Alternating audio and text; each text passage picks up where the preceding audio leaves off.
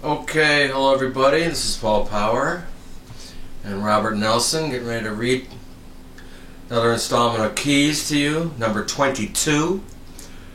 It's the first one in the section, part 2. Yeah. And it's named Humanity.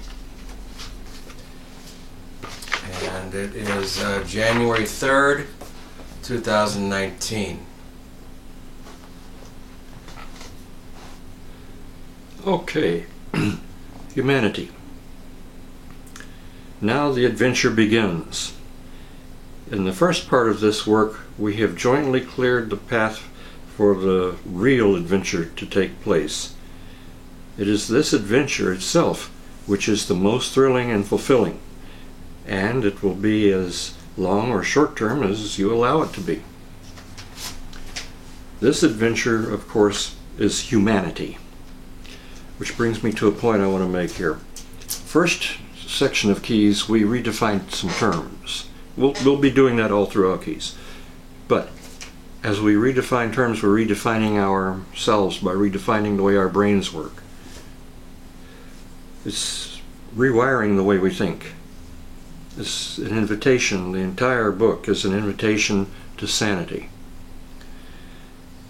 So this second section we're in is redefining what it means to be human. Now begins the quest to discover the meaning of such, meaning humanity. Of course, humanity is a term not dependent upon masses of people, nor is humanity intended to be used as to set limitations upon yourself or myself. Therefore, humanity is not lower than I am myself. Often, the qualities you consider to be, quote, just or only human, unquote, are actually subhuman. As such, they are unworthy of either you or me.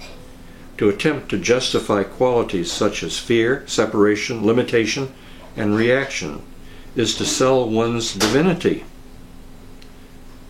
For your humanity is your divinity. Well,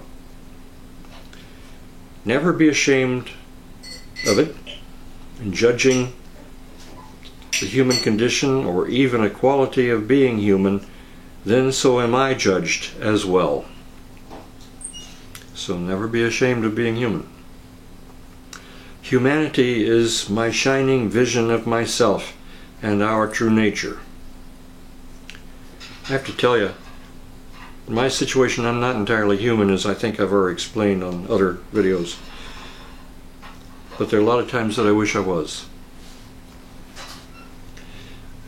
You see, even extraterrestrials, some of them are even in awe of us.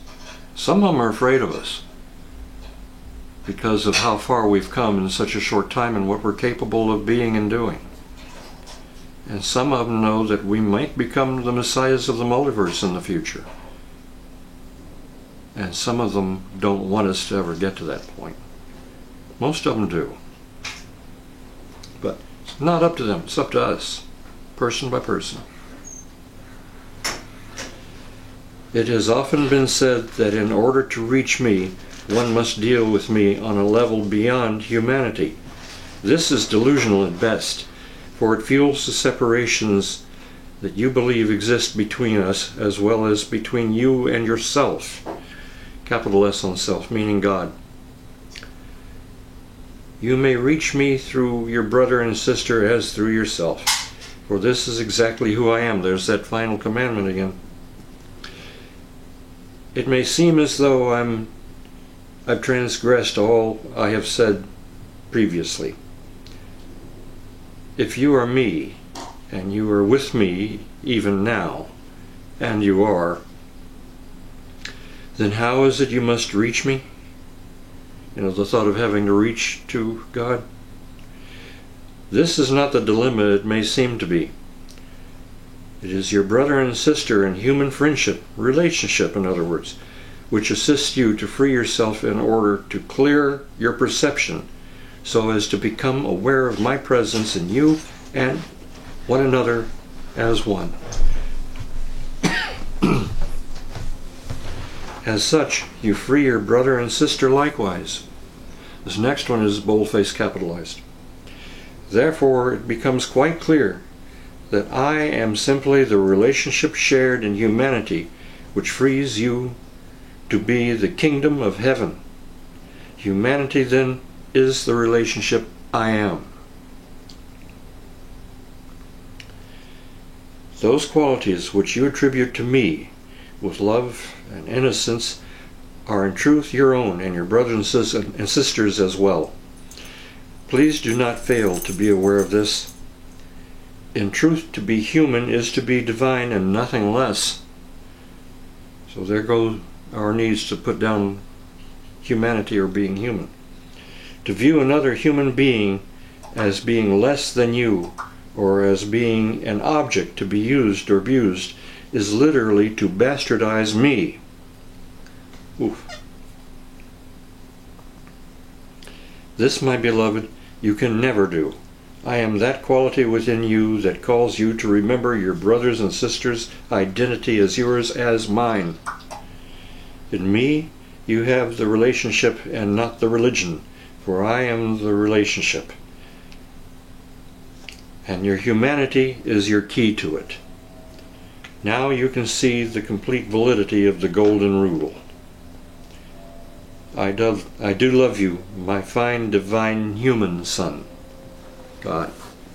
Now, he mentions the golden rule. Of course, we normally think of it as do to your brother and sister that which you would have done to you. In reality, the original statement was do not do unto your brother or sister that which you would not have them do to you. But same concept either way.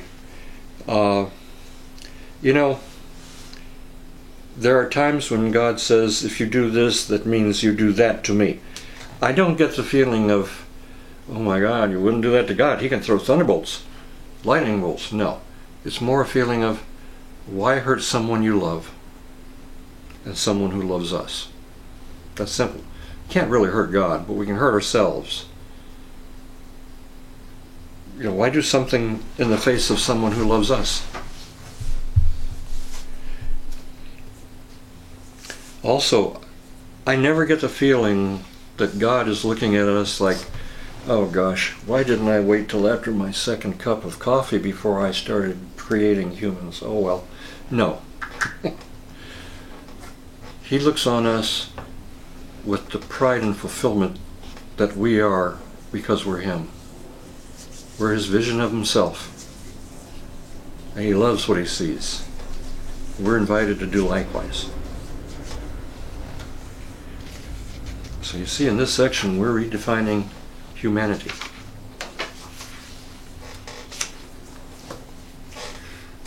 Okay.